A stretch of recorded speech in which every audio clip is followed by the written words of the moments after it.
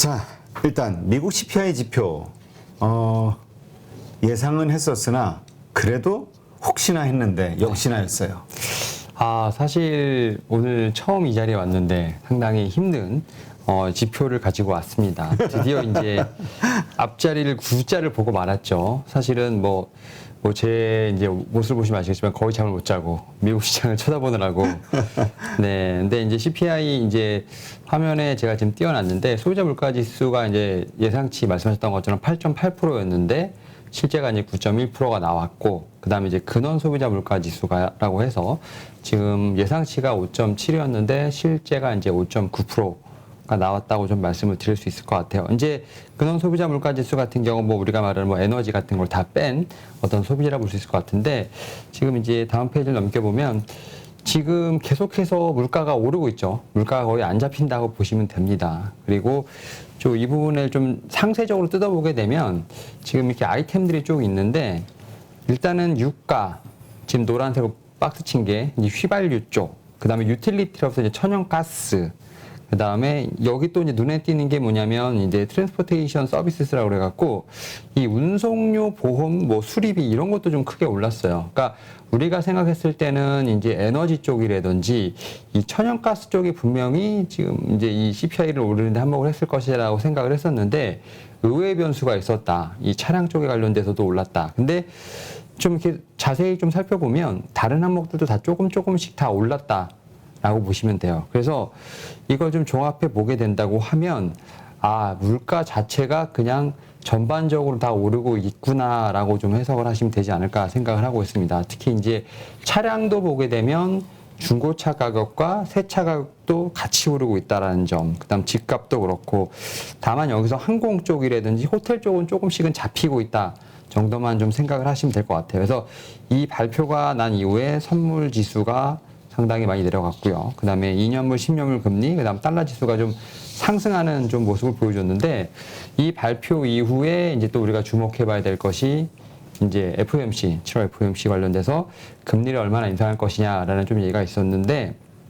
사실은 이제 7월에 75bp, 9월에 50bp, 그다음 그 이후에는 25bp 정도가 좀 대세라고 좀 생각을 했었는데, 지금 9월 달에 75bp까지도 올라갈 수 있다라는 얘기가 나왔고, 여기 지금 확률을 보게 되면 7월에 100bp도 가능하다. 그러니까 지금 38%까지 올라온 상황이죠. 지금 이 CME 패드와치에서 지금 나온 건데, 결국 이러한 측면을 봤을 때 강력한 또 긴축에 대한 부분이 좀 들어가지 않나라는 생각이 들면서, 또 이제 뱅크 오브 아메리카에서도 또 이제 얘기가 나왔죠. 경기 침체 예상한다라고 얘기가 나오고, 지금 올해 3분기, 지금 4분기, 내년 1분기에서 각각 GDP가 마이너스 0.5%, 마이너스 2%, 마이너스 0.5% 이렇게 좀 예상을 한다라고 나왔어요. 그래서 사실 CPI 관련돼서 상당히 힘든 어떤 그런 지표들이 계속 발표가 되고 있었는데, 지금 한편에서 또 이제 캐나다 또 금리가 나왔죠. 캐나다가 100bp 인상을 한다라는 얘기가 나오면서, 또 희한한 것이 미국채 10년물이 좀 하락을 했어요. 그러면서 이 발표가 나오면서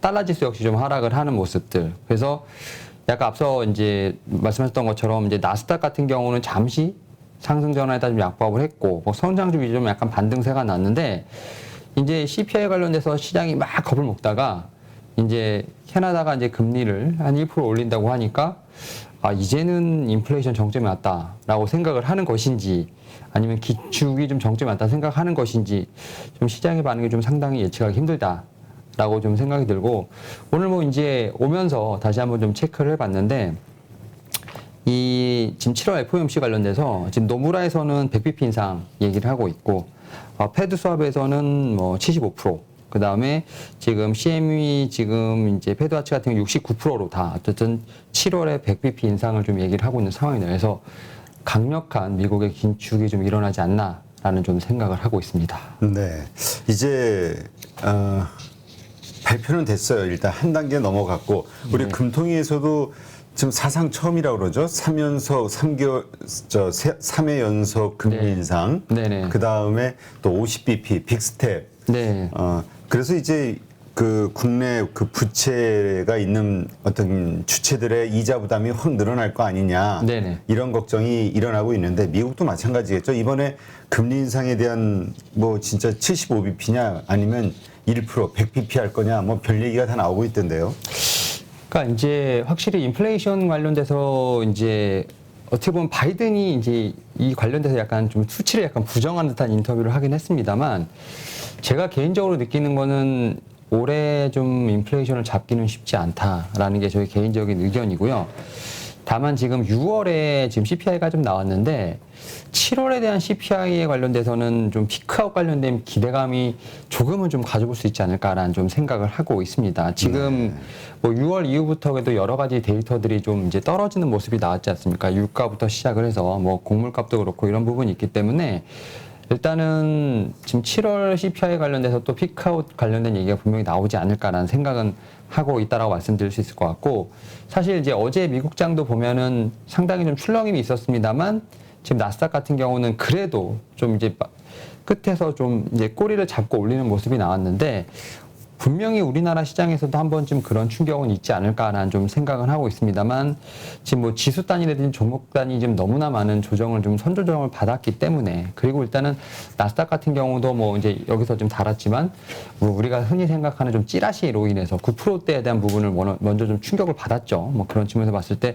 학습 효과가 좀 있지 않았나 하는 측면에서 봤을 때 우리나라도 제가 볼 때는 좀 이러한 부분에서 하방에 대한 지지력은 좀 어느 정도 확보를 하지 않았을까라는 좀 생각을 합니다. 왜냐하면 지금 월간 기준으로 코스피가 지금 올해 두 차례나 지금 10%대 급락을 맞았기 때문에 뭐 지수 자체가 급락을 두 번 했다는 것 자체는 이제 종목단은 거의 40에서 50% 이상 조정을 받았다는 얘기라고 볼 수 있을 것 같거든요. 여기서 더 빠진다라는 거는 제가 볼 때는 조금 상상하기 쉽지 않다라고 볼 수 있을 것 같고 다만 이제 이 앞서서 이제 금리 관련된 부분을 좀 말씀을 드렸는데 이 FOMC 그러니까 7월 지금 CPI 가기 전에 7월 FOMC가 있지 않습니까? 여기서 이제 얼마나 시장에 대한 부분에서 좀 달래줄 수 있는지에 대한 부분이 제가 볼 때는 가장 큰 관건이 아닐까라는 좀 생각을 하는데 뭐 이미 지금 뭐 100bp 관련돼서 지금 말씀하셨던 것처럼 얘기가 나오고 있는데 이 과정에서 또 한 번 좀 시장은 좀 출렁거리지 않을까라는 생각을 했어요. 근데 사실은 75bp든 100bp든 지금은 제가 볼 때는 이제 의미가 없는 상황이 아닐까 생각을 해요. 이미 이제 물가는 못 잡는 상황까지 갔기 때문에 결국은 빠르게 좀 긴축에 대한 부분을 진행해야 되지 않을까 좀 생각을 하고 있는데 근데 또 다른 한편으로 보게 된다고 하면 그만큼 이제 경제가 견뎌줘야지만 긴축을 하는 거거든요.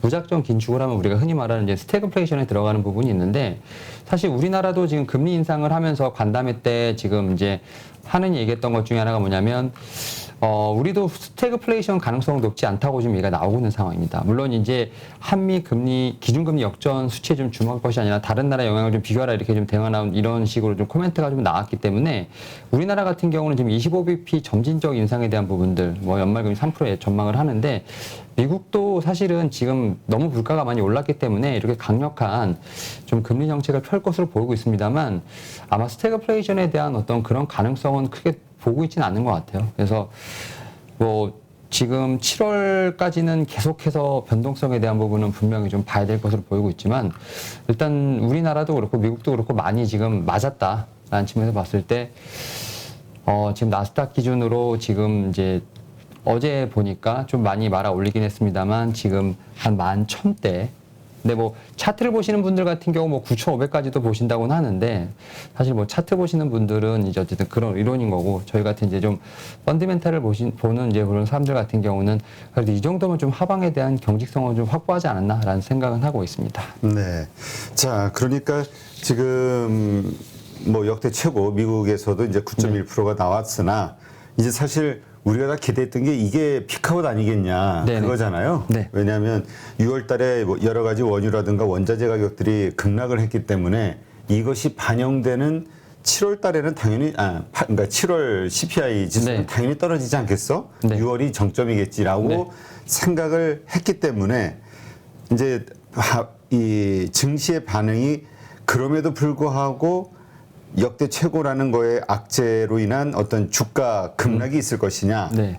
아니면 그냥 인정하고 다음 분기에 대한 다음 달에 대한 희망으로 버텨줄 것이냐 네. 어떤 쪽이 되느냐에 따라서 앞으로의 향방이 달라진다 이런 얘기 많이 했잖아요. 네, 맞습니다. 네. 근데 일단은 시장은 기대감인 것 같아요. 다음 달에 대한 기대감. 네. 이번 달의 악재를 이겨내는. 그러니까 이제 말씀하셨던 것처럼 이제 시장에서는 이제 6월에 말씀하셨던 것처럼 수치 좀 높게 나온 거 인정하고 빨리 한두 방 더 맞고 그리고 이제 7월에 이제 수치에 대한 어떤 아까 말씀드렸던 7월 CPI 좀 피크아웃 다시 한번 좀 기대감을 가진 상황에서 근데 뭐 FOMC 관련돼서 또 한 번 한두 번 또 맞지 않을까 생각을 하는데 그럼에도 불구하고 좀 기대감도 높지 않을까라는 측면에서 봤을 때 저는 이제 인플레이션 관련된 쪽에서 뭐 해치를 한다거나 뭐 이제 트레이딩 하시는 분들도 분명히 계시겠습니다만 저는 지금 상황에서는 확실히 좀 버티기가 좀 맞지 않나라는 생각을 하고 있고 일단 뭐 정점에 대한 논란은 뭐 지난달부터 계속 나오고 있는데 제가 볼 땐 7월이 정점이 아닐까라는 생각을 하면서 이제 가장 중요한 것은 이제 바이든에게 넘어갔다. 근데 바이든은 뭐 엉터리 통계다 뭐 이런 식으로 얘기했나 봐요. 네, 근데 이제 제가 말씀드렸던 건 이제 사우디 쪽 가서 사우디에서의 반응. 네, 그러니까 이제 그러니까 뭐 이스라엘 쪽하고 지금 뭐 회담을 한다고 하는데 그건 제가 볼 때 뭐 주가에 큰 영향을 미칠 것 같진 않고 지금 사우디를 갔는데 이게 국왕을 만나면 안 됩니다. 우리 왕세자를 만나서 특히 왕세자가 증산에 대해서 어느 정도 그 권한이 있는 사람이기 때문에 그 사람과 어떻게 왕세자와 지금 이제 증산에 대한 협의를 할 것인가. 사실 말씀하셨던 것처럼 지금 바이든 대통령 자체는 이런 물가를 계속 부정할 수밖에 없고 어쨌든 내리려고 해야 되는 게 지금 중간 선거가 있지 않습니까? 근데 지금 민주당이 거의 이렇게 가다 보면 패배가 확실하게 있고 그다음에 지금 뭐 트럼프와의 어떤 이제 가상 지금 표 대결에서 이미 지고 있는 상황이기 때문에 제 생각엔 어떻게 보면 정치적인 좀 생명을 걸고 지금 유가에 대한 부분을 확실하게 잡으려고 하지 않나.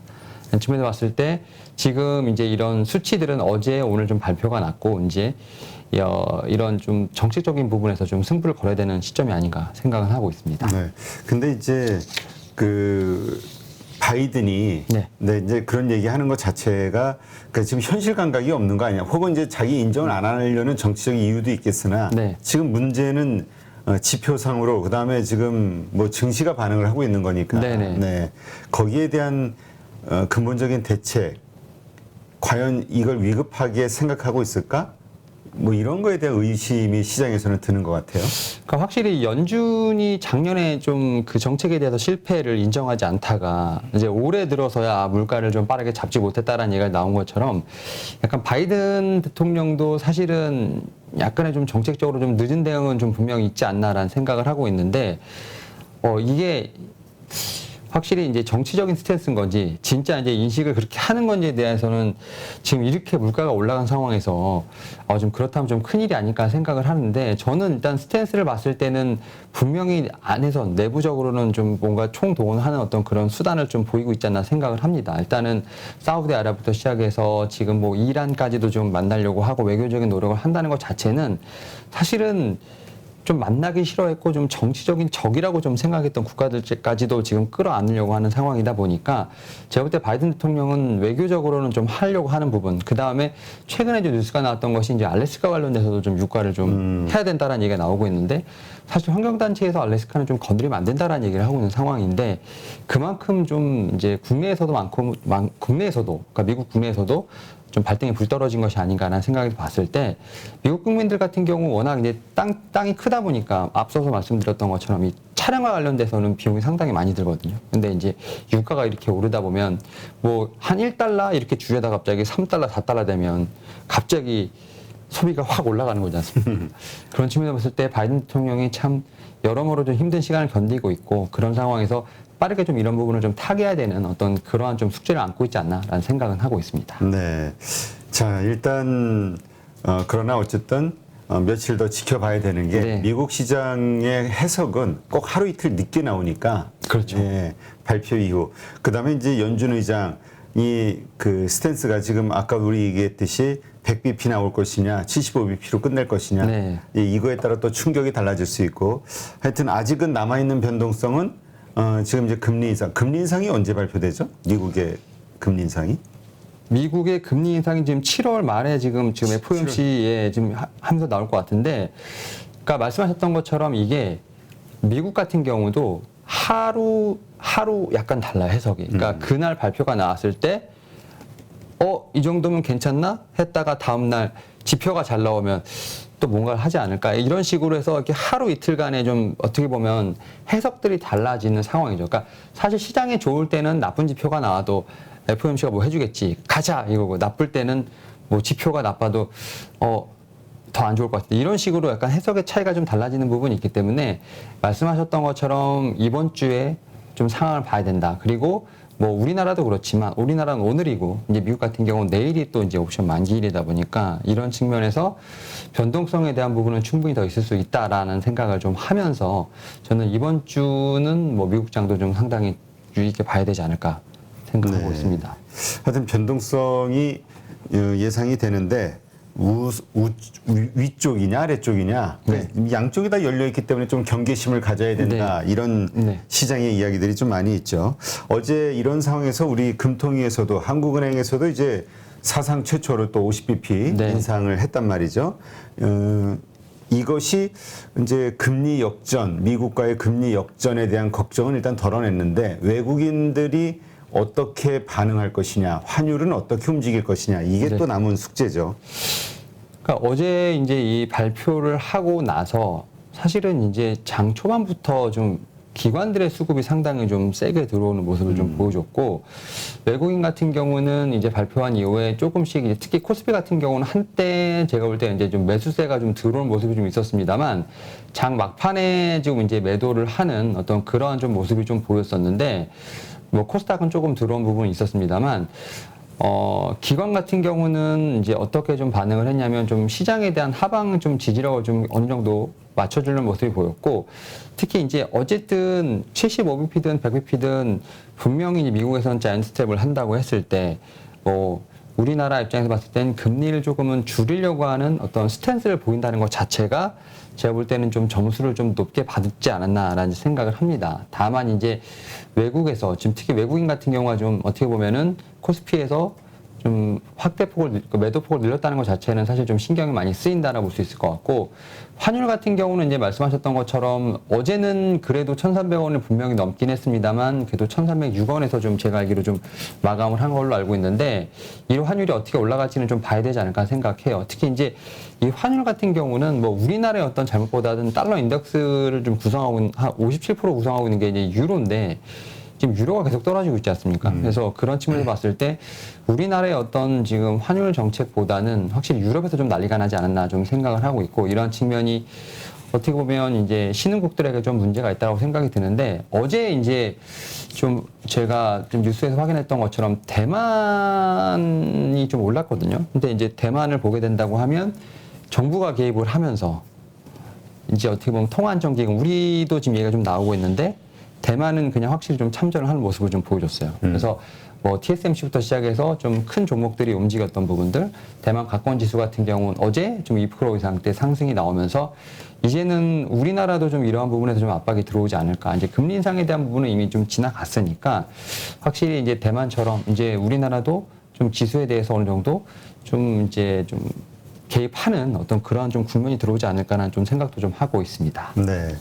그 실물 경제학자들 가운데서는 그런 이야기 하시는 분들이 많더라고요. 뭐냐면 연준이 이번에 사실 문제가 심각해진 게 조금만 더 금리 인상이라든가 긴축을 빨리 했으면 지금 이 정도까지 심각해지지 않지 않았겠냐. 마찬가지 논리로 지금 한국은행을 비롯해서 각국의 중앙은행들이 한 발 먼저 이 금리 인상이라든가 이런 걸 해야 된다. 네, 이런 이야기. 그게 이제 일시적으로 충격은 주겠으나 오히려 더 큰 문제를 막을 수 있다. 이게 이제 그 의견이더라고요. 근데 이번에 50bp 시장의 눈치를 보고 안 할 거냐 할 거냐 논란이 많았는데, 일단은 50bp 한 것이 좀 도움이 되지 않겠냐라는 의견. 이게 좀 아직은 더 큰 것 같아요.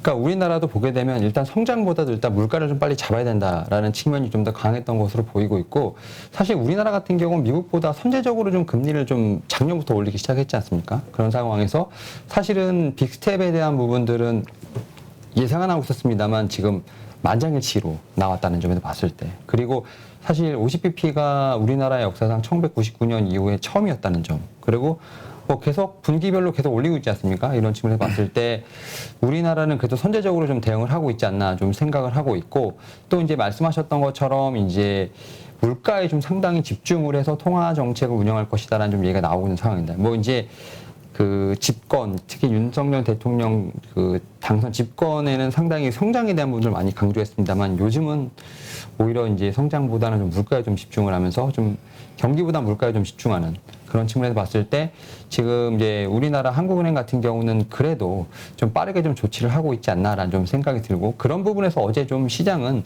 이런 조치에 좀 화답하지 않았나 생각을 하고 있습니다. 네.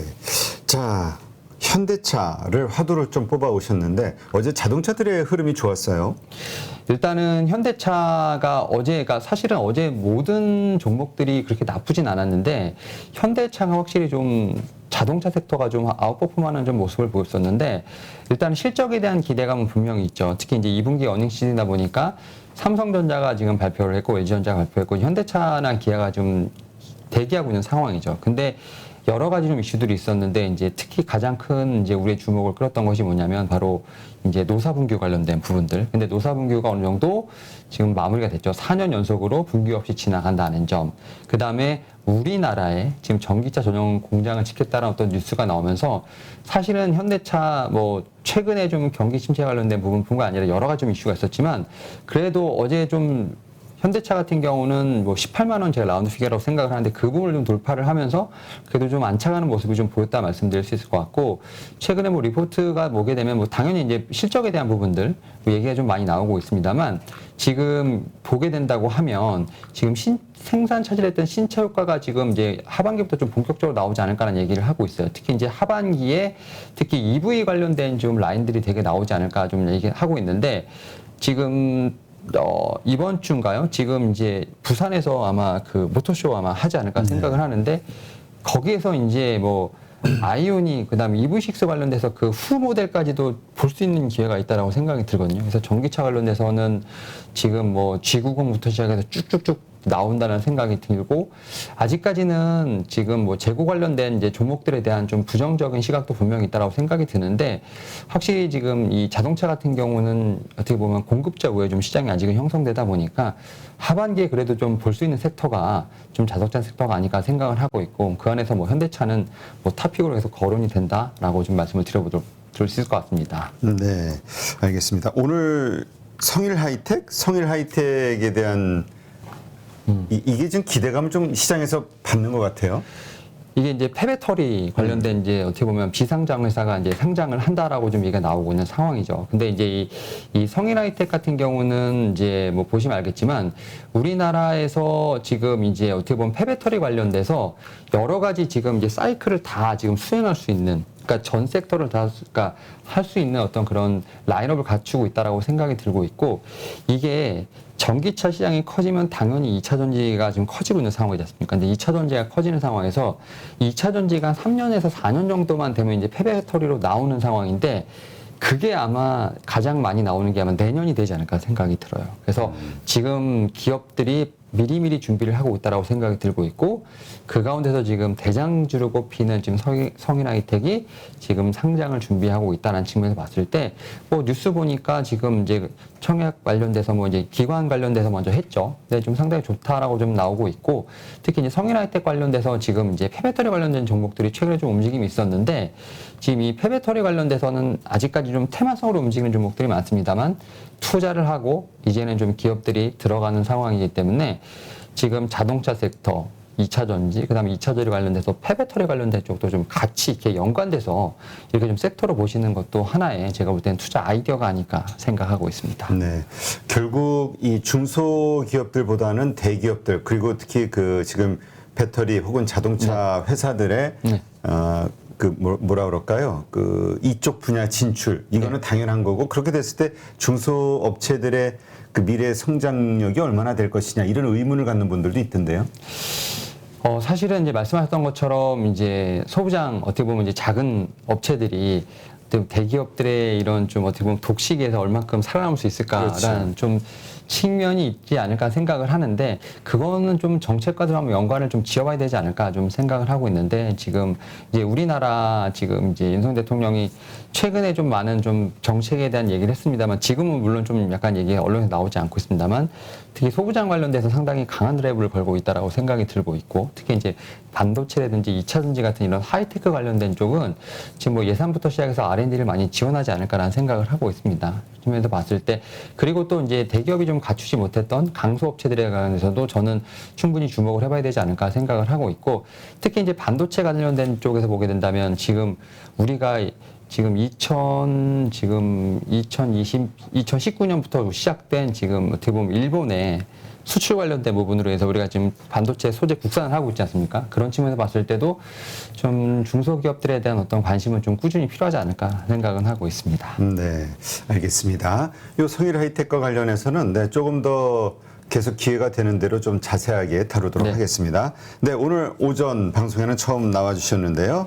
네, 교보증권 윤여민 FP님 고맙습니다. 네, 감사합니다. 누구나 1시간 안에 200개 종목에서 좋은 종목을 고를 수 있는 그런 능력을 배양할 수 있도록 제가 도와드리려고 그렇게 하고 있습니다.